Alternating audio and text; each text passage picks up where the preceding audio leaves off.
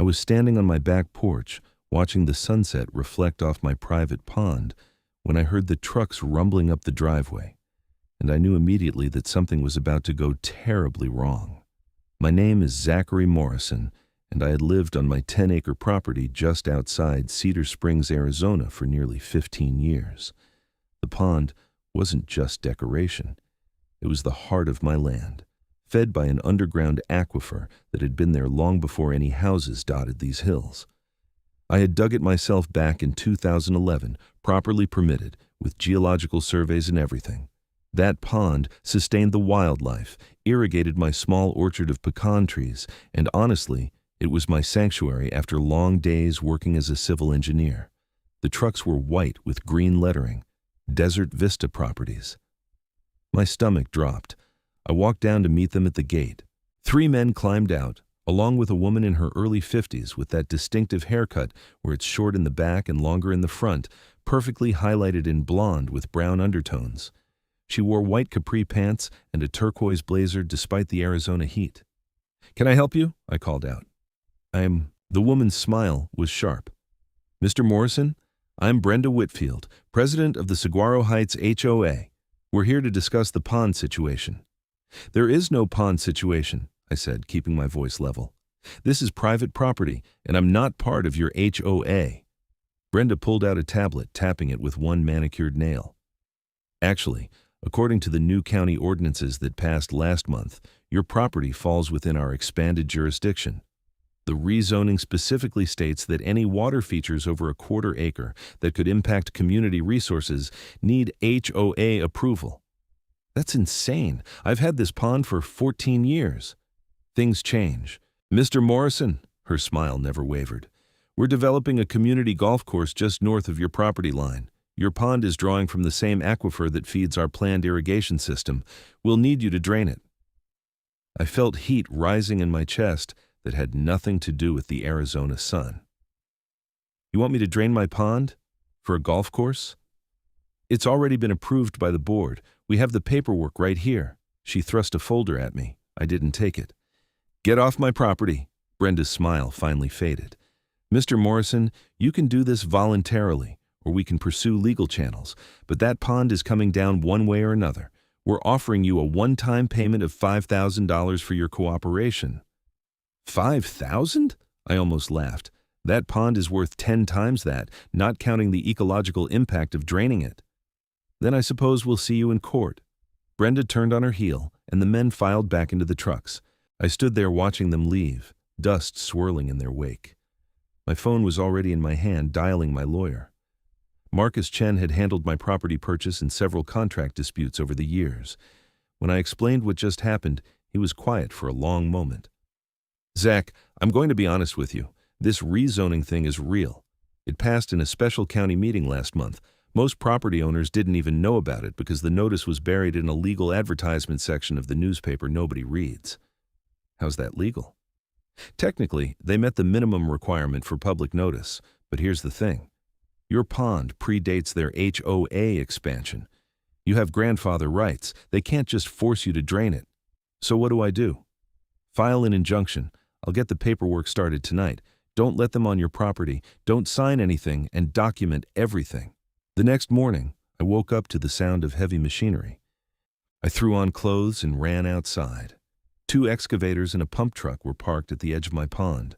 Workers were already setting up equipment. Brenda stood nearby with a clipboard, directing traffic like a conductor. "What the hell do you think you're doing?" I shouted, running down the slope. Brenda turned, not even surprised to see me. "Good morning, Mr. Morrison. We're beginning the drainage process. Since you refused our generous offer and didn't file a formal opposition within the 24-hour window, we're proceeding with emergency water management protocols." 24 hours? You were just here yesterday afternoon. "The clock started when I delivered the notice. It's all in the paperwork you refused to accept." She held up a photograph, clearly showing her holding out the folder to me. "We have documented proof of delivery." I pulled out my phone, dialing Marcus while simultaneously starting to record video. "You don't have permission to be on my property. This is trespassing." "Actually, the emergency water ordinance gives us right of access for resources that impact community welfare. All legal, Mr. Morrison." One of the workers started the pump. The loud motor drowned out whatever I said next. I watched in horror as they dropped the intake hose into my pond. Marcus answered on the third ring. Zach? They're draining it right now. They're on my property with machinery. Call the sheriff right now. I'm filing an emergency injunction, but you need law enforcement there to document this. I called 911, explaining the situation to a dispatcher who sounded confused about whether this constituted an actual emergency. She said she'd send a deputy. By the time Deputy Rodriguez arrived 45 minutes later, the pond had already dropped 3 feet. My koi fish were visible near the surface, stressed and swimming erratically. Madam, you need to shut down this operation, Rodriguez said after I explained the situation. Brenda handed him a stack of papers. Deputy, we're operating under County Ordinance 4472B, Emergency Water Management Protocols. Everything here is legal. Rodriguez scanned the papers, his expression troubled. Sir, I'm not an expert in property law, but these documents look legitimate. I can't force them to stop without a court order. So I just have to watch them destroy my property? I'll file a report, but unless your lawyer gets that injunction, my hands are tied. I felt completely helpless. The pump ran all day. Brenda and her crew worked in shifts. By sunset, my pond was half empty. Dead fish floated near the edges. The exposed banks were cracked mud. Frogs that had lived there for years were hopping away, trying to find water. Marcus called at 8 p.m. I got the injunction. Judge Harriman signed it an hour ago. They have to stop immediately and can't remove any more water until the hearing next week. I drove down to the pond with the injunction papers. The crew was gone, but the damage was done. What had been a thriving ecosystem that morning was now a muddy depression. Some water remained in the deepest part, maybe 20 feet across where it used to be 100. I sat on the bank in the dark and wanted to cry. The hearing was scheduled for the following Wednesday at the Maricopa County Courthouse in downtown Phoenix. I dressed in my best suit and met Marcus in the hallway outside the courtroom. What are our chances? I asked. Honestly, 50-50. Judge Harriman is fair, but he's also a stickler for following procedures. If the HOA can prove they followed the letter of the law, even if it's morally wrong, he might rule in their favor. Brenda arrived with 3 lawyers in expensive suits. She saw me and gave a little wave, like we were old friends. The hearing lasted 4 hours. The HOA's lawyers presented their case first, arguing that the rezoning was legal, that proper notice had been given, and that my pond represented a clear and present danger to community water resources. They had charts and graphs showing aquifer levels and projected water needs for their golf course. Your Honor, said their lead attorney, a man named Douglas Pemberton who looked like he charged $800 an hour. Mr. Morrison's pond draws approximately 3 million gallons annually from the aquifer. Our golf course requires sustainable water management, and his personal recreational feature is depleting resources that belong to the community. When it was our turn, Marcus stood and pulled out his own documents. Your Honor, Mr. Morrison's pond was legally established in 2011 with all proper permits. It predates the Saguaro Heights HOA expansion by 13 years. Grandfather clauses specifically protect existing structures and features. Moreover, the HOA's emergency water management action was precipitous and caused significant property damage without due process. The judge listened to both sides, asked questions, and finally announced his decision. I'm ruling in favor of Mr. Morrison regarding the immediate injunction. The HOA overstepped by draining the pond without allowing proper time for legal response. However, the underlying question of water rights and the validity of the new ordinances requires a full trial. We'll reconvene in 60 days for a complete hearing on the merits. It was a partial victory. They couldn't drain any more water, but they also didn't have to refill what they'd taken. I spent the next 2 months documenting everything. I hired a hydrologist named Dr. Patricia Torres, who specialized in aquifer systems. She came out to my property with ground-penetrating radar and conducted extensive testing. This is fascinating, she said, showing me the readouts. Your pond actually helps recharge the aquifer, not deplete it. The way you designed it with the gravel bottom and the drainage field around the edges, it acts like a natural collection and filtration system.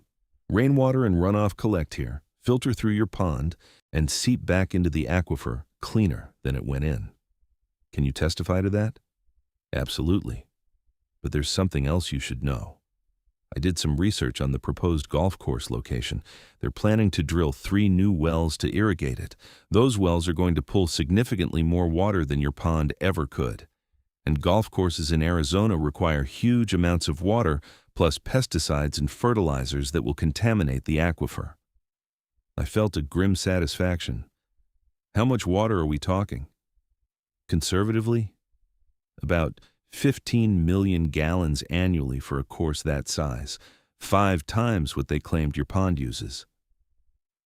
During those 60 days, I noticed something else. The wildlife that used to visit my pond were disappearing from the area. The great blue heron that had nested nearby for years was gone. The family of foxes that drank from the pond at dawn had moved on. Even the birdsong seemed quieter. I also noticed that construction had started on the golf course. Despite the ongoing legal battle, the HOA was moving forward with their project. Huge earth movers carved up the hills north of my property. They brought in sod and sand for the greens, and they drilled their wells, exactly as Dr. Torres had predicted. The full trial began on a Monday morning in early September. The courtroom was packed. Apparently news of the case had spread, and several local news stations were covering it. Property rights versus HOA authority was a hot topic in Arizona, where HOA overreach had become increasingly common. Judge Harriman presided again. Both sides presented their evidence over 3 days. The HOA brought in their own experts who claimed my pond was harmful. Marcus and I presented Dr. Torres, whose testimony was devastating to their case. The Morrison pond is not only harmless, it's beneficial, she explained to the court. The real threat to the aquifer is the proposed golf course. 3 wells pulling 15 million gallons annually, combined with chemical runoff, will cause significant depletion and contamination within 5 years. The HOA's attorney tried to discredit her, but she had decades of experience and published research backing her up. On the 3rd day, something unexpected happened. A woman named Jennifer Patterson, who lived in the Saguaro Heights development, asked to speak to the judge. "Your Honor, I live in the HOA, and I didn't know anything about this pond situation until I saw the news. More importantly, I didn't know about the rezoning vote. I never received any notice, and I've talked to at least 30 other homeowners who didn't either. We would have voted against this if we'd known." The judge leaned forward. "Mrs. Patterson, are you saying the HOA didn't notify all affected property owners about the rezoning?" "That's exactly what I'm saying, Your Honor, and I think Brenda Whitfield knew exactly what she was doing by keeping it quiet." Brenda stood up from her seat. "That's slander. We followed every legal requirement." "Mrs. Whitfield, please sit down," Judge Harriman said sharply. "Mrs. Patterson, I'm going to need you to provide a sworn statement with a list of homeowners who can corroborate your claim." The trial was suspended while the new evidence was investigated. It turned out that Jennifer was right. The HOA had sent notices to only a handful of properties, all owned by board members or their friends. The vast majority of homeowners in the affected area had never received any information about the rezoning. More than that, Jennifer and several other homeowners started digging into the HOA's finances. What they found was shocking. Brenda Whitfield and 2 other board members had personal investments in Desert Vista Properties, the company building the golf course. The whole rezoning scheme was designed to force me to remove my pond so their golf course would have sole access to the aquifer water. It was corruption disguised as community management. When the trial resumed, Judge Harriman was clearly angry. This court finds that the Saguaro Heights HOA engaged in fraudulent practices regarding the rezoning vote. The ordinance is hereby declared invalid. Mr. Morrison's pond is to be restored to its original state at the HOA's expense, and he is awarded damages for lost property value and emotional distress. The courtroom erupted in applause. Jennifer and the other homeowners who had testified hugged each other. Brenda went pale, but that wasn't the end of it. "Furthermore," the judge continued, "I'm referring this matter to the county attorney's office for investigation of possible criminal fraud and misuse of HOA funds. Mrs. Whitfield, you and the other board members involved are ordered to surrender all financial records and personal investment documents related to Desert Vista Properties."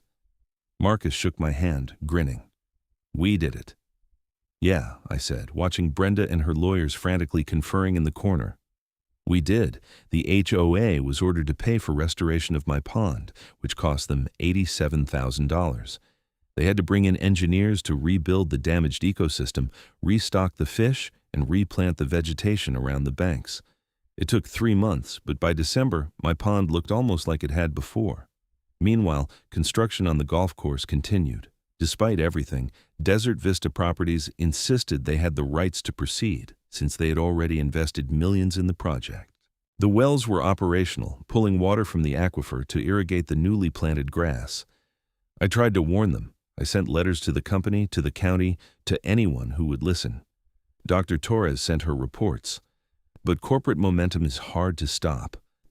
By February, just 5 months after the wells started operating, I noticed the first signs of trouble. Not on my property, but in the Saguaro Heights development. Jennifer called me one evening. "Zach, something weird is happening. My well pressure has dropped significantly. I can barely get the washing machine to fill up. Have you talked to your neighbors?" "That's why I'm calling. Everyone's having the same problem. The HOA sent out a notice saying it's temporary and they're looking into it, but nobody believes them anymore." I already knew what was happening. Dr. Torres had predicted it. The golf course wells were pulling so much water that they were depleting the local water table. The aquifer that fed the entire area was dropping. Over the next 2 weeks, the situation got worse. Wells started running dry completely. Families in the HOA development had to have water trucked in. The golf course, meanwhile, kept its irrigation running. The grass was green and perfect while homeowners couldn't shower. The local news picked up the story. I gave several interviews explaining exactly what had happened and why. Dr. Torres appeared on 3 different news programs, showing her data and predictions. "This was entirely preventable," she told one reporter. "The aquifer can sustain moderate use from residential wells and natural features like Mr. Morrison's pond. But intensive commercial irrigation was always going to cause problems, and now the damage may be irreversible."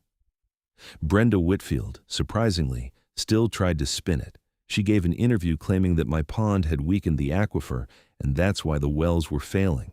She actually said, with a straight face, "If Mr. Morrison had just cooperated and removed his pond when we asked, none of this would have happened." The reporter, a sharp woman named Angela Rodriguez from Channel 12, immediately challenged her. "Mrs. Whitfield, expert testimony shows that Mr. Morrison's pond actually helps recharge the aquifer, while the golf course uses 5 times more water. How do you respond to that?" Brenda stammered something about needing to review the data and ended the interview. By March, the situation reached a crisis point. Nearly 40% of homes in the Saguaro Heights development had completely dry wells. The cost of trucking and water was astronomical. Property values plummeted. People started talking about lawsuits. A group of homeowners, led by Jennifer, filed a class action lawsuit against both the HOA and Desert Vista Properties. The suit claimed negligence, fraud, and willful endangerment of residents. The damages they sought totaled $23 million. I wasn't part of the lawsuit since I wasn't an HOA member, but I was called as an expert witness given everything that had happened. The deposition took 6 hours. I explained the entire timeline, from Brenda's first visit to my property through the trial and the subsequent water crisis. The lawyer representing the homeowners, a fierce woman named Catherine Mills, was particularly interested in Brenda's financial connections to Desert Vista Properties. "Mr. Morrison, when did you first become aware that Mrs. Whitfield had a personal stake in the golf course development?" "During the trial, when Jennifer Patterson and the other homeowners started investigating the HOA finances. It turned out Brenda and 2 other board members had invested a total of $800,000 in Desert Vista Properties before the rezoning vote." "So they stood to profit directly from forcing you to drain your pond?" "Exactly. The golf course needed exclusive access to the aquifer water. My pond was in the way, so they fabricated an emergency to get rid of it." Catherine smiled grimly. "Thank you, Mr. Morrison. That's very helpful." The county attorney's office had also been busy. Their investigation into the HOA's finances revealed even more corruption than initially suspected. Brenda and her co-conspirators had been siphoning money from HOA dues to fund their personal investments. They'd also taken kickbacks from Desert Vista Properties for pushing through the rezoning. In early April, the arrests happened. I was working in my home office when Jennifer called, her voice excited. "Turn on the news, they're arresting Brenda." I pulled up a live stream on my computer. Channel 12 was broadcasting helicopter footage of sheriff's deputies leading Brenda Whitfield out of her house in handcuffs. 2 other former board members were also arrested that morning.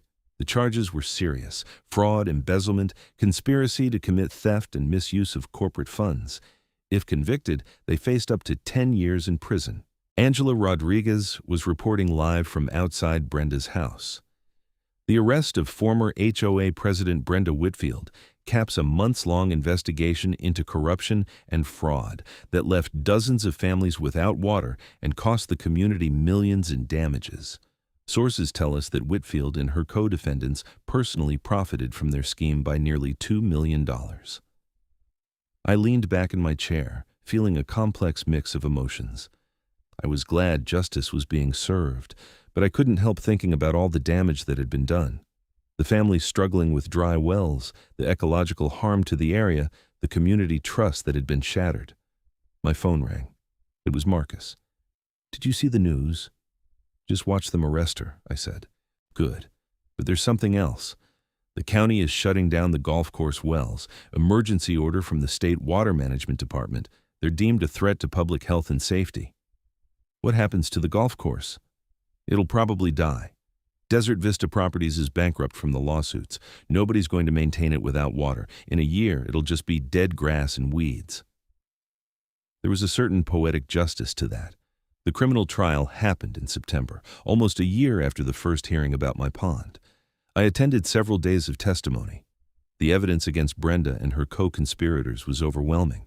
The prosecution presented documents showing the flow of money, emails discussing how to manipulate the rezoning vote, and testimony from homeowners who had been deliberately kept in the dark. Brenda's lawyer tried to argue that she had acted in what she believed was the community's best interest, but nobody bought it. The jury deliberated for less than 4 hours, guilty on all counts. Brenda showed no emotion as the verdict was read, but I saw her hands shaking. The judge scheduled sentencing for a month later. Jennifer and I went out for coffee after the verdict. We'd become friends through all of this, bound by our shared experience fighting the HOA corruption. "I can't believe it's finally over," she said, stirring cream into her coffee. "Is it, though? Your well still doesn't work." "Actually, there's good news on that front. The state approved an emergency fund to help affected homeowners drill deeper wells or connect to municipal water. It's going to take time, but we'll get through it." "What about the HOA? Is there still even an organization?" Jennifer laughed bitterly. "Barely. We've elected a completely new board and we're basically starting from scratch. New bylaws, new financial oversight, new everything. A lot of people want to dissolve the HOA entirely, but that's legally complicated. I'm just glad I was never part of it." "Smart man," she paused, looking out the coffee shop window. "Can I ask you something?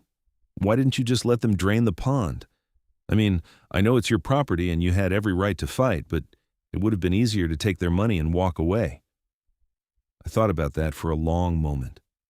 It wasn't really about the pond. I mean, I love that pond, and I'm glad it's still there. But it was about principle. People like Brenda think they can just take whatever they want as long as they have paperwork and authority. They think rules exist to serve their interests. Someone had to stand up and say no. Well, I'm glad you did. Because what they were doing affected all of us, and we didn't even know it until you fought back. We finished our coffee and went our separate ways. Driving home, I passed the failed golf course. The grass was already turning brown. Sand traps were filling with weeds. The clubhouse stood empty, windows dark. In a strange way, it was more beautiful than when it had been maintained. Nature was reclaiming it. The sentencing hearing was brief. Judge Harriman gave Brenda 6 years in state prison, reduced from the maximum because she had no prior criminal record. The other 2 board members got 4 years each. They were also ordered to pay restitution totaling $1.9 million. "Mrs. Whitfield," the judge said, looking down at her from the bench, "you held a position of trust within your community. You were supposed to act in the best interests of your neighbors and fellow homeowners. Instead, you exploited that trust for personal gain. You manufactured an emergency to harm an innocent man's property. You manipulated votes and hid information. And when your scheme started causing real harm to real families, you doubled down instead of taking responsibility. This court hopes that your time in prison will give you an opportunity to reflect on the damage you've caused. Brenda was led away in handcuffs. I didn't feel triumphant watching her go. Mostly, I just felt tired. The civil lawsuit took longer to resolve.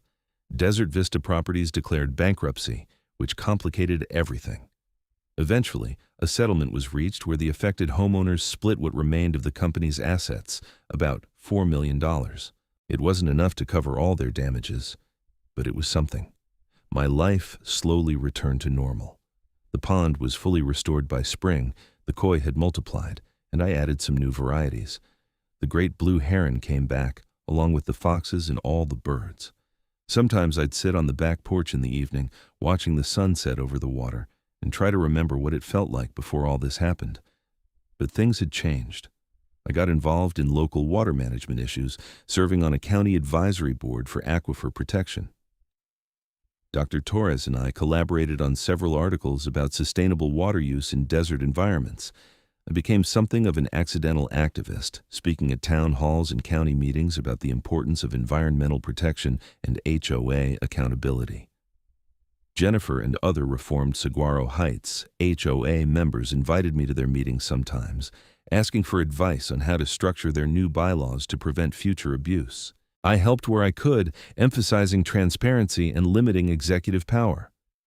The problem with most HOAs, I told them at one meeting, is that they give a small group of people enormous power over their neighbors' lives with very little oversight. You need checks and balances, you need regular audits. You need to make it easy for homeowners to challenge decisions they disagree with. A man in the back raised his hand.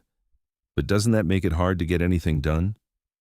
Maybe, I said, but I'd rather have an HOA that moves slowly and carefully than one that moves fast and ruins people's lives. The failed golf course became something unexpected. The county purchased the land using conservation funds and turned it into a nature preserve. They removed most of the artificial structures but left the bones of the course, letting native plants take over. The 3 wells were sealed and properly decommissioned.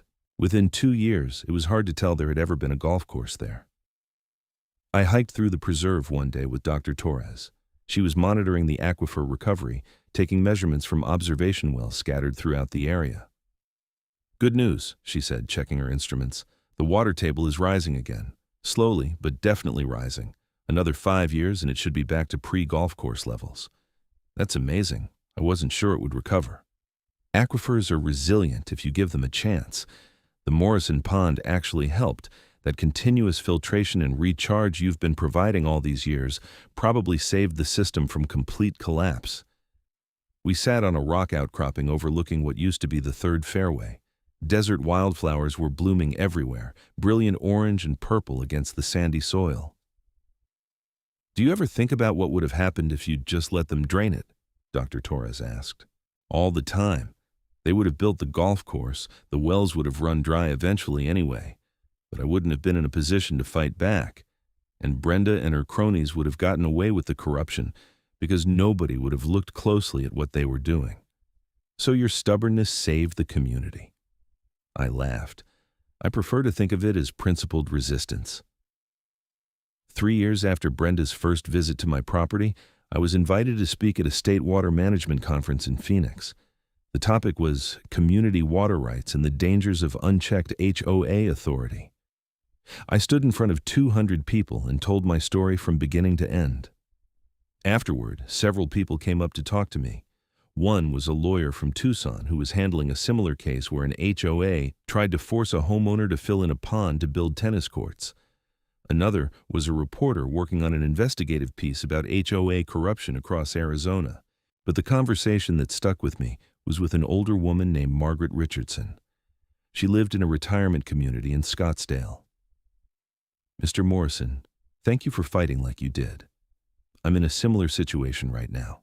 My HOA wants to cut down an old oak tree on my property because they say it's diseased, but I had an arborist examine it and it's perfectly healthy. They just don't like that it blocks the view from the new clubhouse. What are you going to do?" "I'm going to fight. I'm 78 years old, and I planted that tree when my husband and I bought the house 40 years ago. He's gone now, but that tree is staying. Your story gave me courage." I gave her Marcus Chen's contact information and wished her luck. My pond became a minor tourist attraction, in a weird way. Environmental groups brought students out to see it as an example of sustainable water management. Dr. Torres used it as a field site for her research. Once, a National Geographic photographer spent a week at my property taking pictures of the wildlife for an article about desert ecosystems. I built a small viewing platform near the water's edge and installed informational signs explaining how the pond worked, its history, and what had happened with the HOA. If people were going to visit, they might as well learn something. One morning in late October, about 4 years after everything started, I was having coffee on the back porch when I saw someone walking up the path to the pond. It was a woman, vaguely familiar. As she got closer, I realized it was Brenda. She'd been released early for good behavior after serving 4 years of her 6-year sentence. I stood up, not sure what to expect. She saw me and stopped, looking uncertain. "I know I'm probably the last person you want to see," she called out. "I can go." Part of me wanted to tell her exactly that, but curiosity won out. "What do you want?" She walked closer, stopping at the bottom of the porch steps. She looked older, grayer, worn down by time and consequences. I wanted to apologize. I know it doesn't mean much after everything, but I needed to say it. What I did was wrong. I convinced myself I was helping the community, building something valuable, but I was really just greedy and arrogant. I destroyed a lot of lives, including my own. I didn't say anything for a moment. "Why did you do it? You had a good life. You didn't need the money that badly." Brenda looked out at the pond. "I wanted to be important. I wanted to build something that would last, that people would remember. The golf course was supposed to be my legacy. Instead, all I built was a mess." She turned back to me. "Your pond is beautiful. I should have left it alone." "Yeah, you should have." "Are you going to call the police? I'm not supposed to be within 500 feet of you per the restraining order." I hadn't even remembered there was a restraining order. "No, I'm not going to call anyone. You said what you came to say. You should probably go." Brenda nodded. "Thank you for fighting back. I know that sounds crazy coming from me, but someone needed to stop what we were doing. I just wish it hadn't taken so much damage for me to see it." She walked away, back down the driveway to wherever she'd parked. I never saw her again. Jennifer called me a few weeks later. "Did you hear Brenda's working at a hardware store in Mesa? Apparently she can't find anything else with her conviction." She came by to apologize. "Really? What did you say?"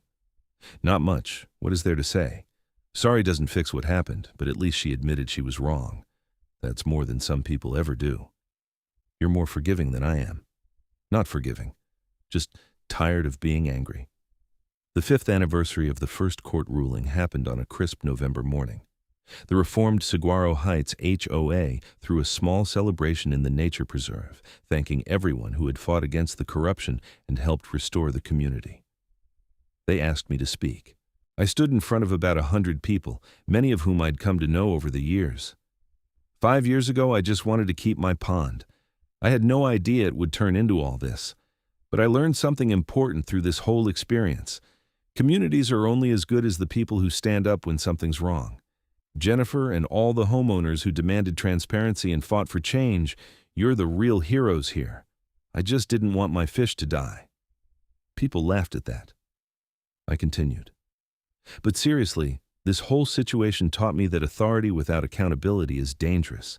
It doesn't matter if it's a government, a corporation, or just a neighborhood HOA. When people have power over others, they need to be watched, questioned, and held responsible for their choices. That's not being difficult or uncooperative. That's being a good citizen." After the speeches, there was food and music. Kids ran around playing while adults talked and caught up. I stood near the edge of the crowd, watching the sun filter through the trees, thinking about everything that had happened. Marcus found me there. "Quite the journey, huh?" "That's one way to put it." "You ever regret fighting back? It would have been easier to just take their money. Every time I look at my pond, I know I made the right choice. Some things are worth fighting for." We stood there in companionable silence, watching the celebration. Someone had brought their dog, which was splashing in a drainage creek, barking happily. The years that followed were quieter. The news crews moved on to other stories. The lawsuits were settled, the criminal cases closed. Life in Cedar Springs returned to its usual peaceful rhythm. I continued my work as a civil engineer, though I took on more projects related to sustainable water management. My experience had given me a unique perspective that clients valued. I helped design residential water features that enhanced rather than depleted local resources. I consulted on HOA development projects, advising boards on how to balance community needs with environmental protection and individual property rights. The pond thrived. Each spring brought new life. Tadpoles filled the shallows, dragonflies hovered over the surface, the heron nested in the cottonwood tree on the east bank and raised chicks. I'd sit on my porch in the evenings and count it all as a blessing, knowing how close I'd come to losing it. Dr. Torres published a comprehensive study on the aquifer system, using 5 years of data from the crisis and recovery. The paper became widely cited in discussions about suburban water management in arid regions. She credited my pond as a key factor in the aquifer's resilience, noting that had the golf course been built and my pond been drained, the damage to the water table might have been permanent. "You literally saved an aquifer by being stubborn," she told me over lunch one day. "I saved my fish," I corrected. "Saving the aquifer was a happy accident." Take the win, Zach. Not many people can say they single-handedly prevented an ecological disaster. The Saguaro Heights HOA, under new leadership, became a model for reform. They implemented strict financial transparency requirements, term limits for board members, and a homeowner bill of rights that protected individual property owners from arbitrary enforcement. Jennifer served 2 terms as president, turning down a third because she said she was tired of the meetings. "Running an HOA properly is exhausting," she told me. "You have to actually listen to people and consider their needs. Much easier to just be a dictator like Brenda, but look where that got her." The nature preserve where the golf course used to be became my favorite hiking spot. I'd walk the trails several times a week, watching as the desert reclaimed the manicured fairways.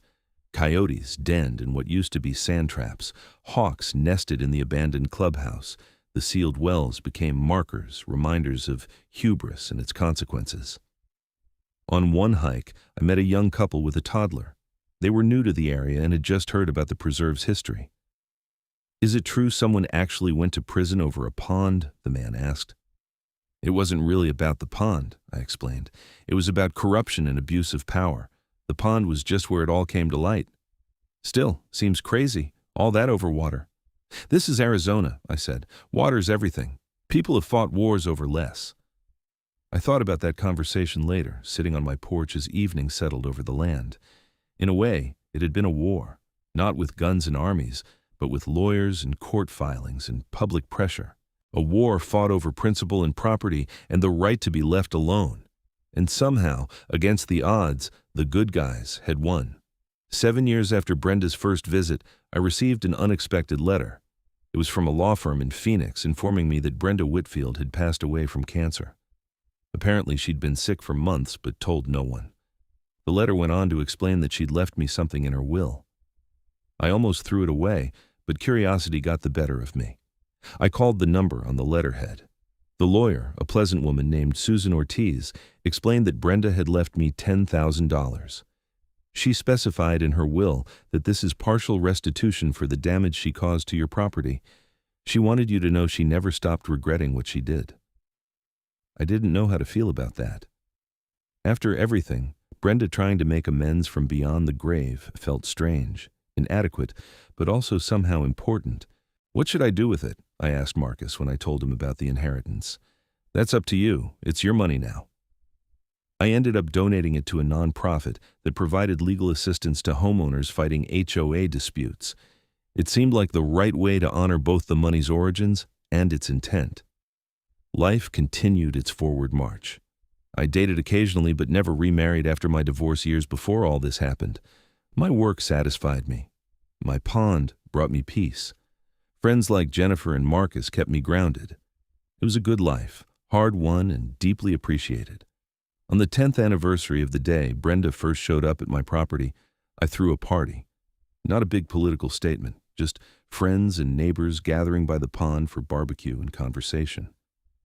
Jennifer brought her grandkids, who fed the koi and chased frogs along the bank. Marcus and his wife came, along with Dr. Torres and several other friends I'd made through the years. As the sun set and turned the water golden, someone asked me to tell the story again. I'd told it dozens of times by now, but there was something special about telling it here, in this place, surrounded by the evidence of why fighting mattered. 10 years ago, I was standing right here when I heard trucks coming up my driveway, I began. I had no idea my life was about to get turned upside down.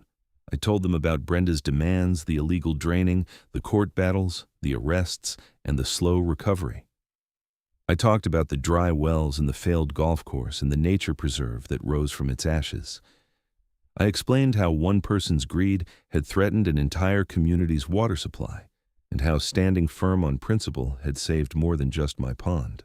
The thing I learned through all of this, I said as the story wound down, is that doing the right thing isn't always easy, and it's almost never quick. It took years to fix what Brenda broke in a few months, but it was worth it. Sometimes you have to fight, not because you want to, but because no one else will. And sometimes, if you're lucky and persistent, you actually win. We raised glasses to that, to persistence and principle and the power of standing your ground. Later, after everyone had gone home and I was cleaning up in the darkness, I walked down to the pond one more time. The water was still, reflecting the stars.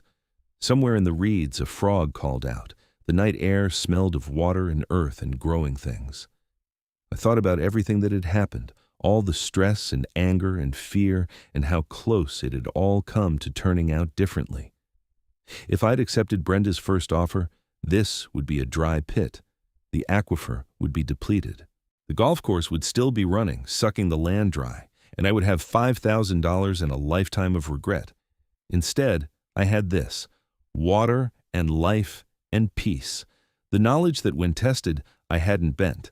The satisfaction of knowing that sometimes, just sometimes, justice actually prevails. My phone buzzed with a text from Jennifer. "Thanks for hosting. The kids loved it. Here's to 10 more years." I smiled and typed back, "To 10 more years." Walking back to the house, I took one last look at the pond, silver in the moonlight. Tomorrow I'd wake up and have my coffee on the porch, watching the heronfish in the shallows. I'd work on projects and live my life. But tonight, I just felt grateful. Grateful that I'd fought back. Grateful for friends who stood with me. Grateful for a legal system that, despite its flaws, eventually got things right. And grateful for this piece of land, this water, this stubborn little ecosystem that refused to die. As I climbed the porch steps, I heard a splash in the pond behind me. Probably a fish jumping, or maybe the heron going for a late-night snack. It was the sound of life continuing, nature persisting, the world turning as it should. And that, I thought as I went inside, was worth every bit of trouble it took to preserve it.